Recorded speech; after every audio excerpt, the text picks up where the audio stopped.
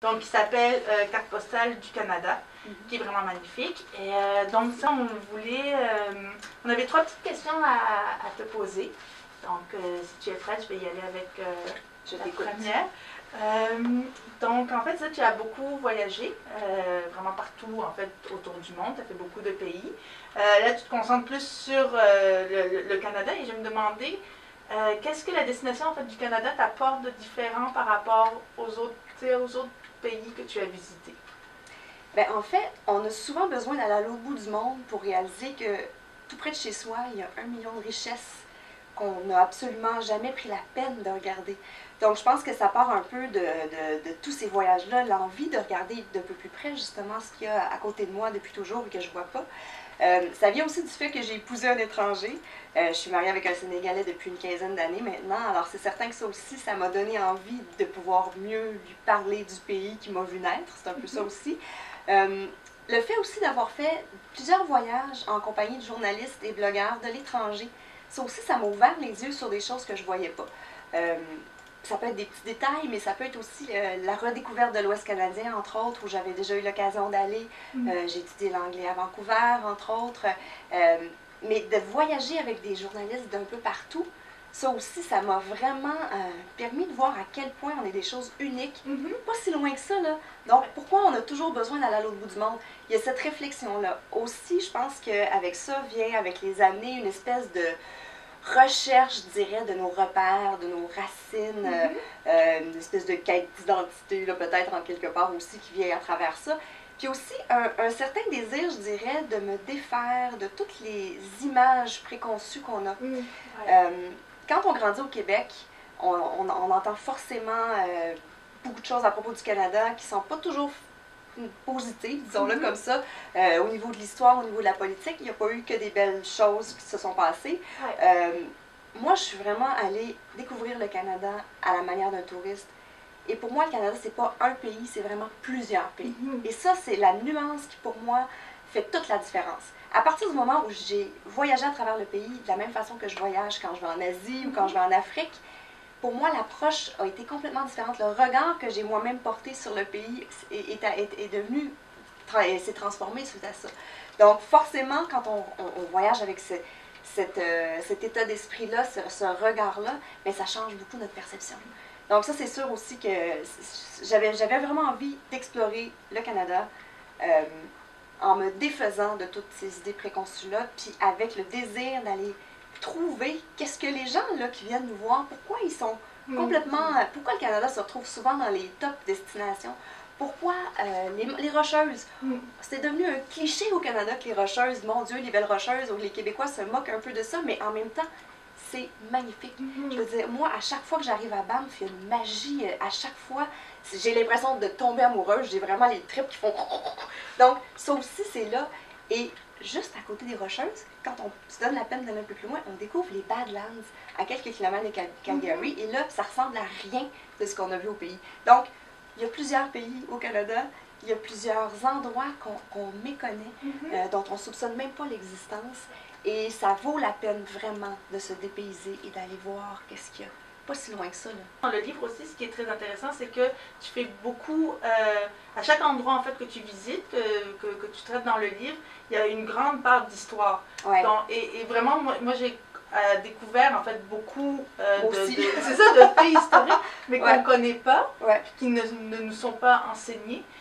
Puis ça, en fait, je me demandais, vu que ton livre fait un peu l'amalgame, autant carte postale. Oui, carte postale, mais c'est ça, donc la beauté des paysages, mais aussi des faits historiques. En fait, qu'est-ce qui t'a le plus marqué? Est-ce que c'est plus ça, la beauté justement du Canada, la beauté des paysages qu'on a, ou c'est les faits historiques qui t'ont le plus frappé, que tu as découvert en fait durant ton voyage? Bien, en fait, le livre s'appelle Carte postale du Canada pour une raison, c'est que oui, il y a plein de belles images, de beaux clichés du pays qui circulent un peu partout et qu'on a en tête. Mais j'avais envie d'aller peut-être un petit peu plus loin, parce que oui, on reste dans l'esprit de Carte postale, c'est assez succinct malgré tout, quoiqu'il y a des chapitres quand même un peu plus longs. Mais pour moi, l'histoire est indissociable d'un pays. Et quand on parle d'histoire, le Canada fête quand on parle d'histoire, le Canada célèbre son 150e anniversaire. Mais si on recule dans le temps, il se passait déjà des choses. Il y a longtemps, là, je parlais des Badlands. Dans les Badlands, il y a 72 millions d'années, il y avait des dinosaures qui se baladaient là-bas. Si on parle au moment de la construction du chemin de fer transcontinental, il y a plein d'histoires qui ont surgi de cette époque-là aussi. Donc, franchement, c'est l'idée d'aller chercher des faits historiques, pour moi, c'est une façon de mieux comprendre le présent. Je pense que ça va de soi. C'est important de regarder ce qui s'est passé avant pour mieux comprendre où on en est aujourd'hui. Et j'aime beaucoup le patinage historique, moi. J'ai vraiment un penchant pour le patinage historique. J'aime bien, entre autres, l'histoire dans la vallée de l'Okanagan de ce Chinois-là qui est allé ouvrir une buanderie et qui, au fil du temps, s'est mis à accueillir les hommes de passage à l'étage supérieur avec de l'alcool, des femmes, et là, c'est devenu Dirty Laundry. Donc, et c'est un vignoble maintenant, aujourd'hui, qui s'est inspiré de ça pour reprendre ça pour son branding, tout son côté marketing. J'aime bien ce genre de petites anecdotes-là. J'aime bien aussi savoir, par exemple, qu'à Ministers Island, au Nouveau-Brunswick, ben, c'est une île à laquelle on accède seulement à quelques moments de la journée parce qu'il y a les marées. Ouais. Donc, cette île-là, pourquoi elle s'appelle Ministers Island? Ben, c'est parce qu'il y avait un prêtre qui vivait là. Et il avait la réputation de ne pas être très, très assidu auprès de ses paroissiens parce qu'il était un peu dépendant des marées. Alors moi, j'aimais bien l'imaginer, l'espèce de prêtre qui se la coulait un peu douce dans son coin. Et par la suite, cette île-là a été achetée par William Van Horn, qui a été président du Canadien Pacifique. Et on peut visiter sa maison. Bref, des endroits comme ça, moi, qui m'ont marqué pour différentes raisons. Et je me suis rapidement rendu compte que l'histoire, pour moi, est un fil conducteur. Je suis complètement fascinée et passionnée par l'époque de la construction du chemin de fer. Il n'y a pas eu que des belles choses, mais le train reste mon moyen préféré de me déplacer. Je ne m'étonnerai jamais, je pense, de faire la traversée du pays en train. C'est quelque chose que je trouve extraordinaire, particulièrement quand on peut dormir dans le train. Aussi, en fait, c'était plus par curiosité, parce que dans le livre Le voyage pour les filles qui ont peur de tout, il y a tout un chapitre en fait sur les différents types de voyageuses. Et je me demandais quand tu as fait le tour en fait du Canada, à quel type, en fait, toi, tu t'identifiais plus, est-ce qu'il y en avait une en particulier ou plusieurs mélanges en fait? Est-ce que tu es un type de voyageuse en particulier? En fait, quel type de voyageuse je suis, je pense que ça dépend beaucoup du voyage que je m'apprête à faire, de mon état d'esprit, des gens avec qui je voyage aussi. Je pense que je suis un peu un mélange des différents portraits qu'on a créés dans le voyage pour les filles qui ont peur de tout, avec une prédominance, disons, de la phobie kagogo. Je l'avoue, j'ai à peu près peur de pas mal de choses, pas mal tout, sauf étonnamment des bibites. De façon générale, ça me fait pas trop peur. Mais les animaux avec des petits dents, pas trop mon truc. Moi, parce que j'ai deux questions. J'en ai une, tu vois, moi, au départ, je m'étais attendue, en tout cas, je n'ai pas encore fait la traversée du Canada, ok? Ça fait partie des choses que je veux réaliser.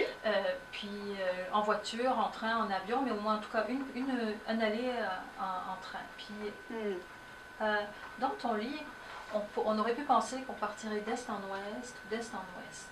Qu'est-ce qui a décidé, qu'est-ce qui a fait que tu es parti, on peut aller de Banff, ensuite on va à Terre-Neuve, ensuite on revient à Churchill, ensuite...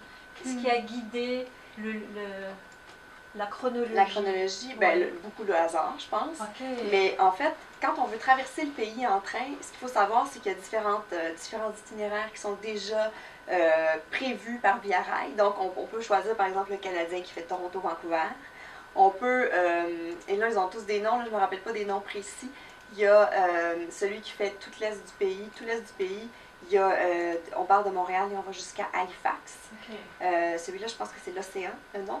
Ensuite, il y a celui qui fait Winnipeg-Churchill, parce qu'on ne peut pas se rendre à Churchill autrement qu'en train ou en avion.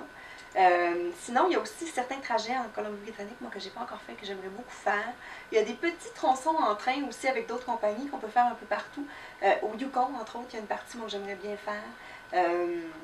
Bref, il y a plein de façons. Il y a de plus en plus de trains touristiques aussi. Il y en a même au Québec maintenant, dans Charlevoix, qu'on peut faire. Donc, je pense que c'est une très belle façon de découvrir le pays, parce que quand on voyage en train, on n'est pas le long de la route. On n'a pas la vue habituelle. On va vraiment dans des endroits parfois très, très reculés, loin des villes. On passe vraiment en pleine nature. On voit même des fois des animaux, tellement on est en pleine nature. Donc, pour moi, c'est le plus beau moyen de découvrir le pays. Il faut le faire une fois. Mais c'est vrai que c'est cher. Puis c'est très lent. Puis le train au Canada, on le sait, souvent des retards. Donc, il faut vraiment partir avec l'idée qu'on part. On sait quand on part, mais on ne sait jamais qu'on va arriver. À partir de là, on pourrait dire que ça peut être tout un périple. Tout à fait. Tout à fait, ouais, un périple. Écoute, une autre question, mettons quelqu'un qui n'est jamais allé au-delà de Toronto, mettons. quelle destination dans le Canada tu suggérerais, on va couper ça. Oui. Quelle première destination tu proposerais à la personne dans toutes les cartes postales que tu nous montres, que tu nous fais découvrir, tu vois? Parce que moi, en le lisant, je me dis, par quoi commencer? Oui, par quoi commencer?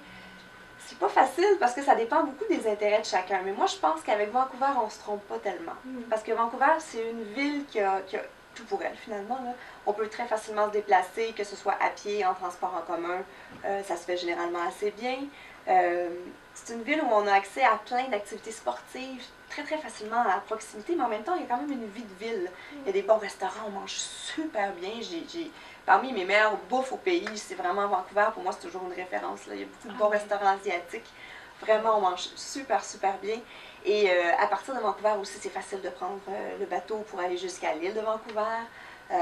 Même de là-bas, moi, j'avais pris un autobus pour aller jusqu'à Tofino. Donc, tout ça se fait quand même aisément. Je pense que Vancouver, ça serait pas mal une première bonne approche. Puis encore là, je dis ça, mais si on a plus envie d'un road trip, les maritimes se font super bien aussi. Et ça reste un point du pays qu'on aime toujours. Je pense qu'on a... Puis, à quelle période de l'année, finalement, c'est le mieux, c'est d'y aller en été? À quelle période de l'année? Il doit y avoir quand même des destinations qui sont plus intéressantes à la fin de l'hiver, à l'automne. Ben, pour 2017, moi, je vous dirais cet été, évitez Banff au mois de juin ou de juillet ou du mois d'août, parce que je vais recommencer ça. Si vous voyagez cet été en 2017, moi, je vous conseille d'attendre peut-être un peu plus tard en saison pour aller à Banff, parce que juillet et août risquent d'être vraiment complètement fou. Tout le monde veut se ruer à Banff parce que c'est le 150e anniversaire du pays et qu'on peut aller accéder gratuitement avec la fameuse passe découverte de Parc Canada. Mais la bonne nouvelle, c'est qu'il y a 1 million d'autres endroits aussi extraordinaires qui sont peut-être juste moins connus, mais qu'il faut explorer. Donc, je pense que ça, les endroits les plus courus, peut-être à éviter pendant l'été. Mais le Canada, c'est vraiment un... Je pense que chaque province se visite les 4 saisons. Ça dépend beaucoup de nos intérêts. Moi, je suis pas une folle de l'hiver, alors c'est certain que je suis peut-être plus portée à voyager au Canada pendant l'été ou au printemps, à l'automne, à la limite. Puis encore là, ça dépend parce que dès qu'on va vers le nord, je préfère quand même l'été. Mais donc, je pense que ça dépend des intérêts. Mais l'été, ça reste charmant. Puis aller manger du homard dans les maritimes l'été, c'est dur à battre. En tout cas, donc, c'est un livre magnifique. Et puis, dernière petite question, étant donné que tu es habitué maintenant à Globetrotter sur toute la planète, je suppose, est-ce que le Canada est dans tes top 3? Ah, bien, clairement. Clairement, le top 1. Non, mais sérieusement, moi, j'ai souvent dit, si jamais j'étais prise pour visiter seulement le Canada pour le reste de mes jours, je sais que j'aurais de quoi me tenir occupée pendant plusieurs années. Parce que, juste pendant que j'écrivais ça, là, je tombais sur des perles, puis je me disais, je suis pas allée là, ni là, ni là, ni là. Ça me donne toujours envie d'aller explorer de plus en plus loin. Et ça a été très difficile de mettre un point final à ce livre-là, parce qu'il y a toujours des choses à découvrir. Et c'était même à la limite frustrant, parce que je pense que j'aurais pu l'écrire pendant plusieurs années encore et ne jamais avoir l'impression d'avoir fini.